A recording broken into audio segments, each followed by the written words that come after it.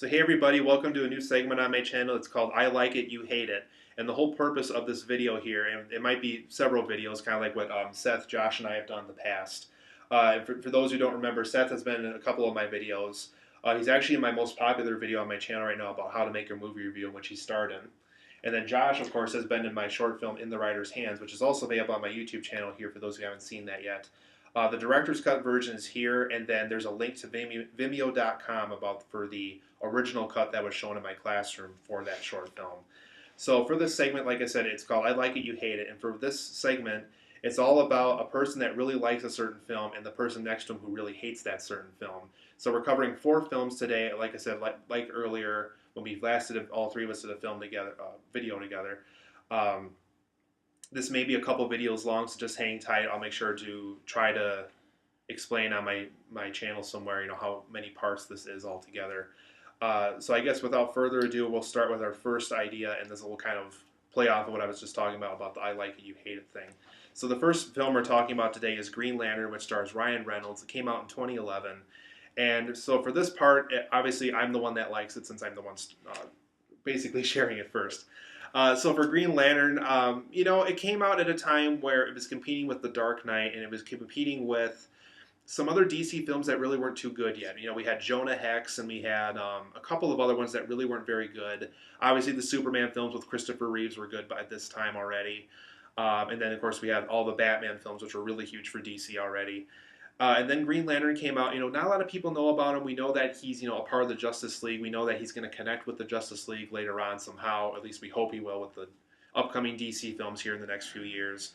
And I guess what I really liked about this film, you guys, is, DC, as far as a marketing pitch goes, we're saying, this is our hero, this is his origin story, this is what he's going to be about.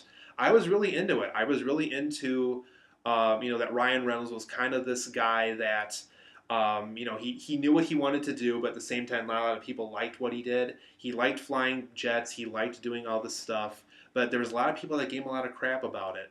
And, the film's about him giving this opportunity to be this Green Lantern character that he wasn't aware of until this ring was offered to him, and we have characters along the way who become villains, characters along the way who become love interests, and people who kind of discover Hal Jordan while he's discovering himself. And I was in for the ride the whole time. I really enjoyed it, and it sounds like if DC does do another Green Lantern film, it sounds like he'll be alongside other heroes for those other films. So. But at the same time, if DC wants to go along with, more Green Lantern solo films, I'm all for it. So while I was praising it, my good friend here, Seth, is going to destroy it for me because he apparently didn't like this movie at all. So. Well, I'll try to destroy the film as much as I can, with at least having some taste.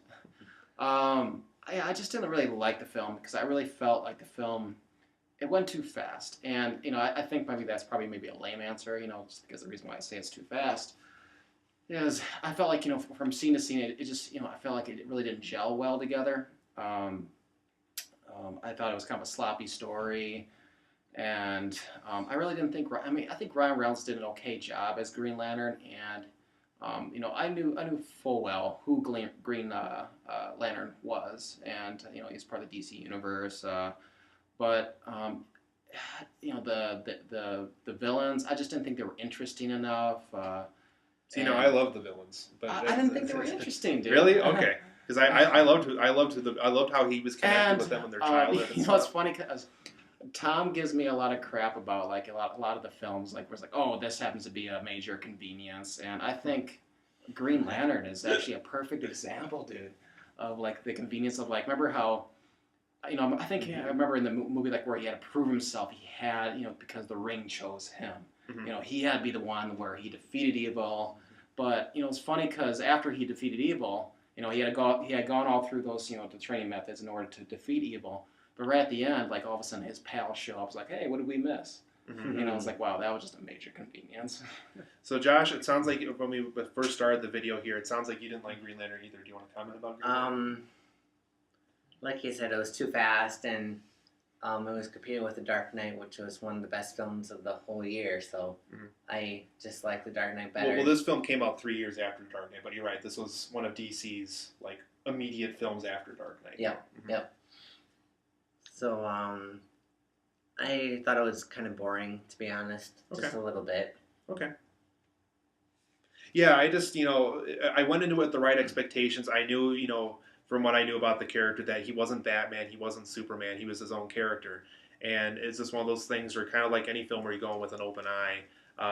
I went into it with an open eye, and I guess I really enjoyed it. But for our next film, this will be something that I will destroy while Seth will praise to the heavens like he normally does. I get to start with this one. Yeah, it's for Tinker Tailor Soldier Spy. I'm really excited to start with this one because actually, yeah, exactly. It's Tinker Tailor Soldier Spy, which is a remake. I really can't tell you exactly what the original, what year that was. Well, I know it's a book too. And I know it was a book too. Well, the original was based off the book, and then this one was based off the remake and the book. So it's kind of hard for me to kind of tell the differences, but I'll just tell you why exactly I love it. First of all, I believe this is actually one of Gary Oldman's best films. Just the way he, he was able to really get into his character. And I think I had Colin Firth. I'm trying to think of what other actors I had, but I thought the whole film just gelled well together because for me it was a classic espionage. Now, when I originally saw the film with Tom in the theaters, we were both kind of we came out and just trying to figure out what exactly happened. There were some scenes that we didn't quite understand, but that doesn't quite make it a bad movie. So for me, to really appreciate the film, you kind of have to go back and watch it a few extra times to really get about who was the mole, about to try to get British intelligence and all this classic espionage storyline and plot. But overall, I thought it was a great film. I thought it was definitely it was one of those films you really had to think about, and it was just a great film all around. And I'm sure Tom is gonna destroy it now. Okay, so now, like I said, this is called I Like It, You Hate It, and I'm the one that hated it. So, like Seth said, him and I saw it at the theater at the same time, and for me, what I really hated about this movie, because again, don't get me wrong, I love espionage stories, I love Bourne Identity and all that stuff, I love spy stories, I love mystery and suspense stories. I even took a mystery and suspense class in high school, and to me, when watching this movie, it just, by the time you figure out who did what by the end of it, I felt like the characters were so underdeveloped and so uninteresting. I just didn't care anymore. I just didn't care who was the mole. I didn't care. I left the theater saying, I didn't care about anything that happened in this movie. I don't care if Gary Oldman gave a great performance. The material sucked. I just didn't think it built suspense at all. It was boring as hell at some points. It's just not a good movie. I just really couldn't get into it. By the time everything was revealed, it's like, that's it? That's all you do? That's all you did with this underdeveloped character? But now I'm going to hand it over to Josh, who will share a comment about it as well. You don't find the movie entertaining at all? Nope. Didn't like it at all. So you saw it, Josh, right? Yes, I did. You did? When did you see it? I saw it on DVD or TV. Okay, all right. Yeah, I mean, I think if you're expecting a Bourne Identity, espionage, action film, because that's the good stuff. That's the good edge stuff. of your seat, Because that's the good stuff. If you're interested in those kind of espionage or just kind of action thriller films, then by the all means of the imagination, you're not going to be thrilled with this one. But if you go into the film open-minded and you kind of have a taste for those kind of films, and like I said, it's a throwback. It's definitely a throwback to the old espionage films. So if you kind of go within with that mindset, then I think you'll have an appreciation for what the director has done. And my phone's going. Okay, we'll get that here in a second. Yeah. Anyways, you just have a lot better appreciation just for the film if you have that mindset going in. So, guys, we'll be right back for part 2, where we're going to talk about 2 more films on our list here.